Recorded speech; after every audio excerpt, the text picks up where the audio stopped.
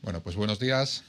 Empezamos una semana donde se pueden ver las diferencias entre los distintos proyectos políticos. Por un lado tenemos a la mafia del gobierno de Sánchez, que se enfrenta a una semana judicial complicada, un gobierno paralizado, sin producción legislativa y sin presupuestos, que se enfrenta a esta semana judicial complicada. Y por otro lado, el gobierno, el proyecto de Isabel Díaz Ayuso, que terminará esta semana con los presupuestos aprobados en tiempo y forma y con 6 leyes aprobadas en este periodo de sesiones que van a ayudar a que esta región, la Comunidad de Madrid, siga siendo el motor de España y esta región de oportunidades. Aldama creo que está cantando la Traviata hoy en el juzgado. Por otra parte, el martes Koldo, el asesor, el número 2 del todopoderoso Ábalos, va a contar lo suyo también. El miércoles nuevamente tenemos a la mujer del presidente del gobierno, a Begoña Gómez, y cerraremos la semana judicial horribilis del gobierno de Sánchez con la funcionaria que pagábamos entre todos para que Begoña Gómez la utilizase para hacer sus negocios.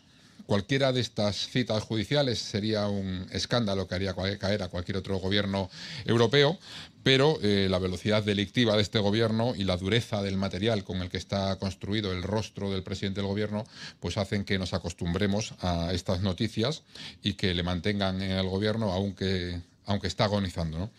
Sabe que se acerca a su fin y lo está estirando todo lo que puede, pero bueno, esperamos que no vaya a continuar mucho más.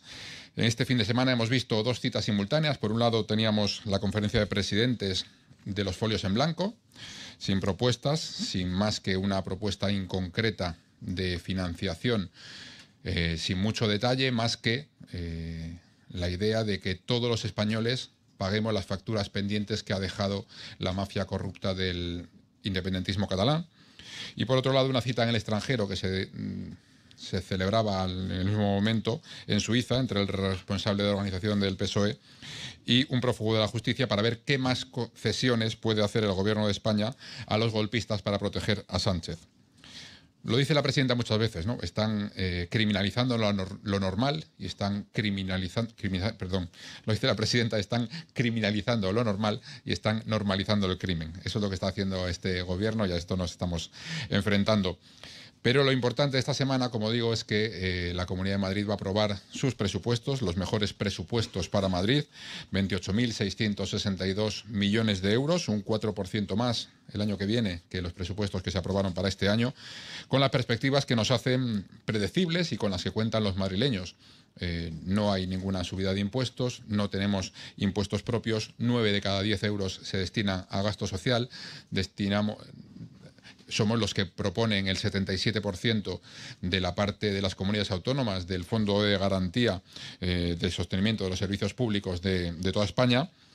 Y esos presupuestos respaldan inversiones estratégicas como las ampliaciones de las líneas 5 y 11 de metro, la Ciudad de la Justicia o la Ciudad de la Salud. Se van a aprobar también una serie de enmiendas a los distintos grupos, pero hacemos algo que ha explicado muy bien Manuela Bergerot, y es verdad. No cambiamos la perspectiva de nuestro presupuesto por las enmiendas de los grupos de la oposición. Ella lo decía como queja, yo lo entiendo como sentido común. Los madrileños nos han elegido para que hagamos política de una manera y para que gobernemos de una manera, y lo que no vamos a hacer es aplicar recetas de presupuestos comunistas en una comunidad autónoma que han elegido para ser una comunidad liberal. Así que no vamos a hacer esas políticas fracasadas. Y luego hay una cosa que me gustaría matizar, porque el señor Celada ha dicho que el presupuesto de la Comunidad de Madrid, el importe del presupuesto proviene del gobierno de España.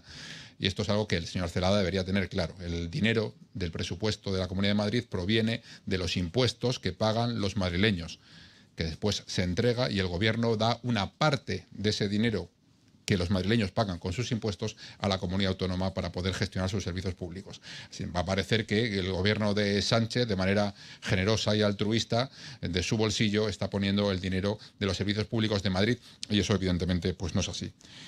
Y decía el señor Celada también que detrás de la presidenta Ayuso había ciertos poderes. Y también es verdad, el poder de 1.600.000 madrileños que la han elegido para desarrollar su programa político, que es exactamente lo que está haciendo. Y nada más, queda a su disposición. Buenos días. ¿Cuántas enmiendas se han aceptado a la oposición en lo que va de debate de enmiendas parciales? Y el montante económico, si lo tiene también, por favor.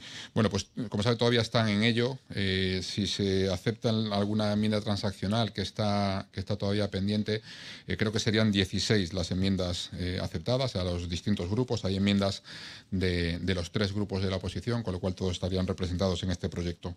Los importes no los tengo todavía.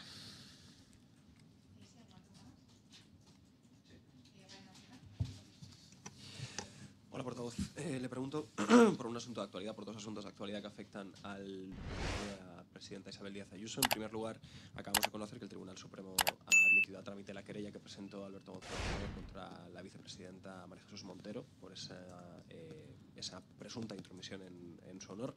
Le pedía 40.000 euros y parece que el alto tribunal ya finalmente ha aceptado esa denuncia a trámite.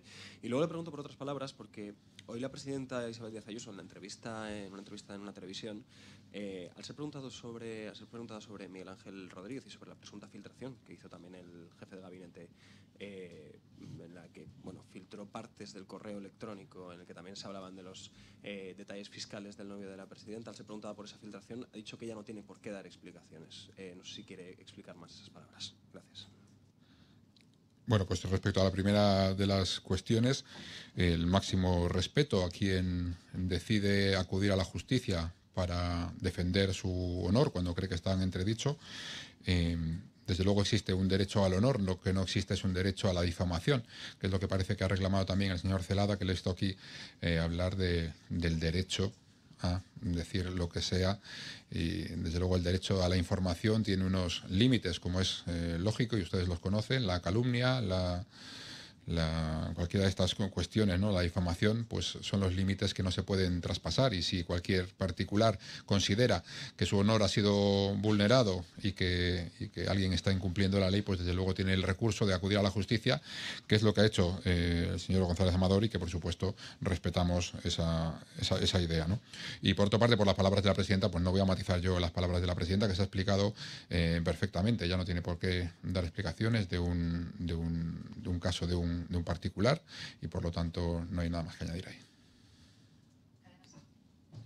Sí, por incidir en la pregunta del compañero, decía usted que es el caso de un particular, pero lo que le preguntaban en lo que se refiere a la presidenta, o lo que se refería, lo que contestaba la presidenta, es la hipotética filtración de un documento por parte del jefe de gabinete de la presidenta de la Comunidad de Madrid, por lo tanto de su subordinado.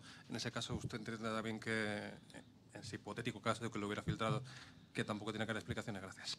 Bueno, es que en este caso lo importante, desde luego, es que quién posee los datos y quién tiene el deber de custodia. Y el que posee los datos y tiene el deber de custodia, en este caso del que usted me está hablando, era el fiscal general del Estado, que es el que tiene la administración, que tiene los datos de nosotros, o la agencia tributaria, que tiene datos de todos nosotros, y que por tanto esa parte que está en la administración es la que está imposibilitada de filtrar esos datos a los demás, porque tienen el deber de custodia. No es el caso del que usted me habla. En el caso de la señora Montero, que pudo filtrar datos de la agencia tributaria, o del fiscal general del Estado, que pudo filtrar datos de un caso que estaba en desarrollo, desde luego tanto el fiscal como la ministra tenían el deber de custodiar esos datos.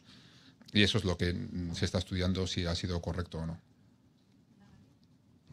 Sí, quería volver al asunto de los presupuestos. En sus respuestas ha aludido a que los madrileños han elegido al Partido Popular y a Ayuso para actuar de una manera, no va a aplicar propuestas comunistas. Entiendo que este análisis se refiere a las enmiendas de la izquierda, por tanto le pido también un análisis respecto a las de Vox, que no es comunista. Bueno, me refiero desde luego a todos los grupos. He puesto el ejemplo de Más Madrid porque Más Madrid, la señora Bergerot, se quejaba de que al aceptar alguna de sus enmiendas lo que no se hiciera es modificar la perspectiva del presupuesto, que evidentemente eso es lo que no vamos a hacer. Tampoco lo hacemos con el resto de los grupos, porque ninguna de las perspectivas que tienen los otros grupos es la que han elegido los madrileños, ¿no? Por lo tanto, nosotros seguimos con nuestra perspectiva. Creemos que es un magnífico presupuesto, que es el que responde a las necesidades de los madrileños. Como le digo, con esas ideas fundamentales que a nadie sorprenden, porque aquí hay un gobierno que es predecible en esos principios que son inquebrantables: impuestos bajos, atención a los servicios públicos, no nada de impuestos propios de la Comunidad de Madrid, solidaridad interterritorial y ninguno de los otros grupos pues entendemos que tiene que modificar esas perspectivas que son las que han elegido los madrileños. Vox ha presentado también una serie de enmiendas, se han estudiado con detalle y se han aprobado las que se han considerado que son útiles para ese proyecto. Buenos días, portavoz. Yo quería preguntarle por un tema que ha sacado la portavoz de Vox acerca de la tasa de basuras y una manifestación en Pozuelar con CAER esta tarde. Les acusa de estafar a los españoles y concretamente a los madrileños en los municipios donde gobiernan. ¿Qué respuesta le daría? Muchas gracias. Bueno, lo que hemos sabido por una respuesta de la Comisión Europea es que la tasa de basuras que nos han puesto el presidente Pedro Sánchez no era una tasa obligatoria. La Unión Europea no imponía una tasa de basuras, como nos dijo el gobierno, sino que ha sido el propio gobierno de Sánchez el que ha decidido de manera unilateral imponer a todos los ayuntamientos una tasa de basuras y por tanto los ayuntamientos lo que han tenido que hacer es cumplir la obligación que les ha puesto el gobierno de Sánchez, pero que ese tasazo de las basuras es un tasazo que ha impuesto Pedro Sánchez a todos los ayuntamientos y la portavoz de Vox yo creo que debería saberlo. Pues muchas gracias.